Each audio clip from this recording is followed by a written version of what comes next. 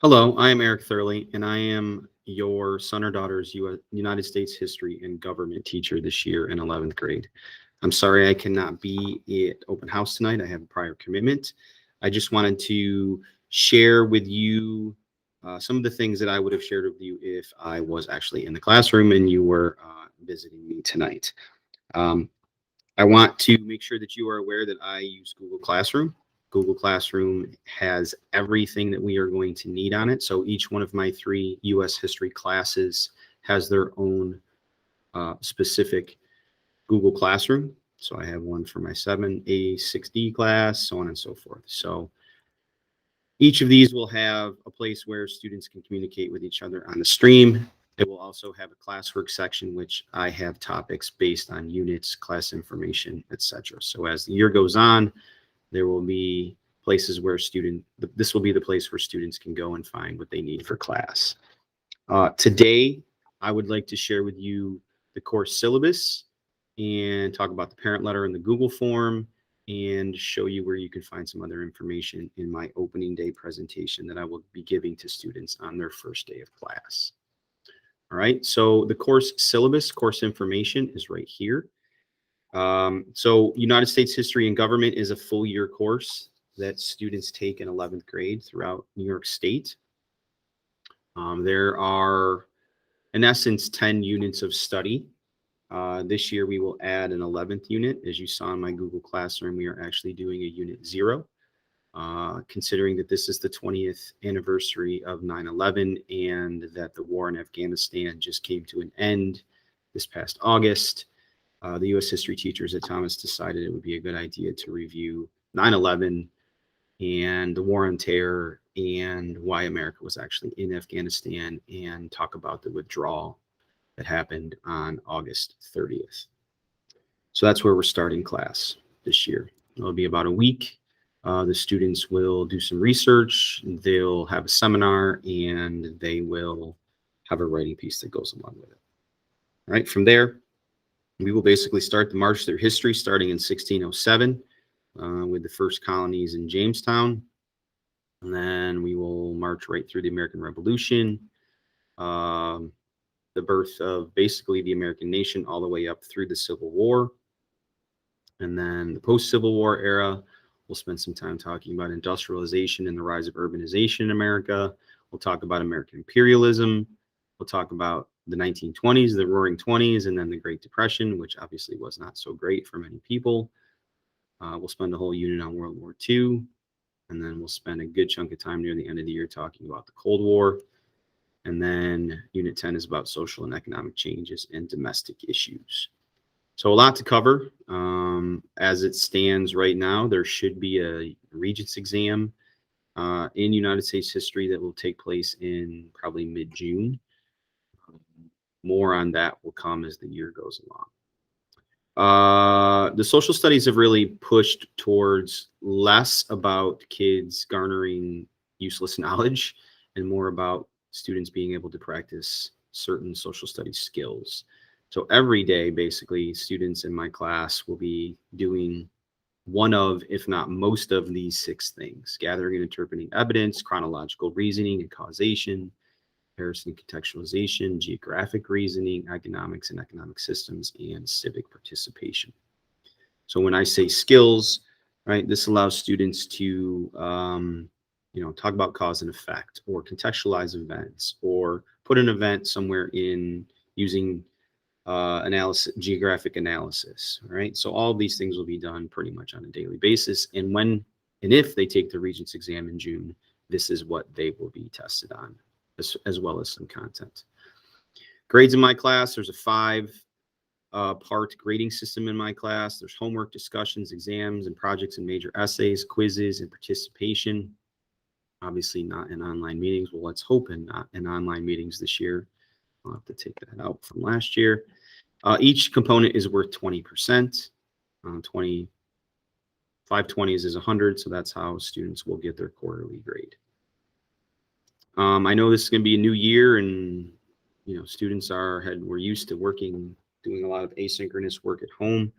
I don't plan on giving a ton of homework this year since I will see your sons or daughters 3 out of the 4-day ABCD rotation. If work is late chronically, I will start taking points off to try to curb the behavior. If it's just never handed in, it will become a 0. Obviously, there are exceptions. You need to pass the course, obviously, to get a 65 to earn your social studies credit for 11th grade. Students have an overall average will receive credit for the course. As I said, the final exam is taking place, well, could be taking place in June. We'll see how things go. It is expected that students will get above a 65% or higher on that exam as well.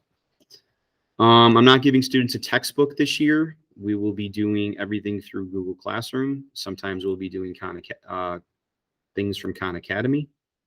Sometimes we'll be doing things from Choices, but for the most of the time, students will be assigned Google Docs through Google Classroom, and pretty much everything will be on Google Classroom. Your sons or daughters should not be bringing home papers and binders. In fact, the only thing I ask them to bring every single day to class is a charged Chromebook. If they don't have a charged Chromebook, they should bring a Chromebook with their charger. I don't have chargers. If they don't have a charged Chromebook, I mean, they can use their phone, but we're trying not to have phones out this year, so let's use the Chromebooks, okay? Obviously, expectations. Your sons or daughters are in 11th grade. They probably know the drill. It's going to be a little bit different this year having everybody in class, but I'm sure the resiliency of these students will show and kids will adapt and everybody will be on time and we'll have a great year. After an absence, please make sure that they check the Google Classroom. Obviously, one of the benefits of having a digitized classroom like Google Classroom is anything you've missed in class will be on Google Classroom. Obviously, you can, students can get in touch with me a number of different ways to find out what they missed as well. We already talked about grades. All right, I will be giving some unit exams, maybe not a unit exam after every one of those 10 units, but if I do offer a large unit exam, I typically offer test corrections so students can earn points back. All right, I will share that format when the time comes, okay? Obviously, students are encouraged to monitor their own progress. I tell students in 11th grade, if you are having issues or falling behind, obviously the first person I want to hear from is them, all right? I think it's one of the skills, and I have a young son in 10th grade and a young son in 8th grade and daughters in 5th grade, and I'm trying to teach them that it's if you're struggling, go see your teacher. All right, if you need me to call a teacher, I will, but I'd rather you go and see them first before we have to have parents jump in. So I'd expect the same from my students as well. Hopefully you may be seeing this come home. This is a parent letter. It will not be on paper. It will be in the Google Classroom. Your son or daughter should show it to you. Please read it. It just gives you a little bit more about the course. There's my email address. And just so you know that, just so I know that you've read it, here is a link for you to click on, which will take you to a parent form, a parent Google form that looks like this. It'll take you literally 1.5 minutes to fill this out. And it's just a record to show that you've read the letter and understand it. All right. If you can't click on the link, you can take your phone and scan the QR code. It will take you right to the form. I'm asking that this be done within the first week of school. This is your son or daughter's first grade for the year, their first homework grade. As far as communicating with students, I use Remind pretty extensively. Each one of my classes has their own Remind class, and because Thomas is a Remind school, I have basically every student already in before they've even stepped in class. If you would like to join the Remind class, if you go to the Google Classroom and click on my opening day presentation, which I will be sharing with your son or daughter on the first day, if you skim down here to the place where it says Remind, these are the join codes for each of the Remind classes. Please join the specific Mind class, since I have 3 different ones. And please also join as a parent. That allows me to filter messages to parents and to students, right? I'm sure you don't want every single message that I'm sending to full classes. All right, so that is Remind.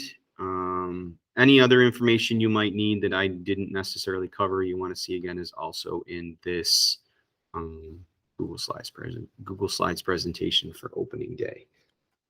Okay, if you have any questions, please feel free to email me, or if you're going to use Remind, you can Remind text me. I'm available all the time. Obviously, it's you know, as a teacher, I have access to my email on my phone and my Remind texts. I'm looking forward to a great year. I'm really looking forward to having all my students back in one setting. I know the parents are, right? I am as a parent, and I know everybody is. So thanks for watching. If you need anything, just give me a holler.